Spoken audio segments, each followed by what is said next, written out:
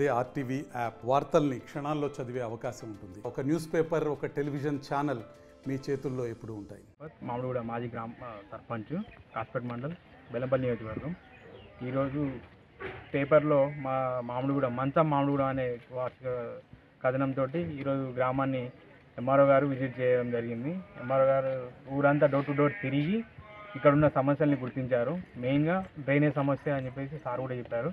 So drain and మరియు రోడ్ల సమస్య ఉన్నాయని చెప్పేసి సార్ గుర్తించడం వల్ల ఇటు సమస్యని ఎమ్మెల్యే గారు మా వినోద్ సార్ గారికి తీసుకెళ్ళి, ప్రదీప్ గారి ద్వారా మేము వినోద్ సార్ గారికి తీసుకెళ్ళి ఇటు సమస్యని వీలైనంత త్వరగా పరిష్కరించాలని చెప్పేసి కోరుకుంటాం.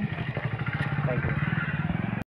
మామిడిగూడ గ్రామ పంచాయతీ కాజుపేట మండలంలో ఫేవర్స్ కొంచెం సివియర్గా ఉన్నాయని చెప్పేసి ఇన్ఫర్మేషన్ రావడం వల్ల ఈరోజు నేను తహసీల్దార్ కాజుపేట మామిడిగూడ విలేజ్కి రావడం జరిగింది.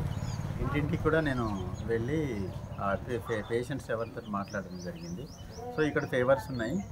ఈ మెయిన్గా ఫేవర్స్ ఈ విలేజ్లో మొత్తం నేను తిరుగుతుంటే మెయిన్ డ్రైన్ ఏదైతుందో దానిలో వాటర్ స్టాగ్నేషన్ చేయడము, బయటకు వెళ్ళిపోవడం మార్గం లేకపోవడం వల్ల కూడా కొంచెం శానిటేషన్ కూడా క్లీనింగ్ చేయడానికి అవసరం ఉంది.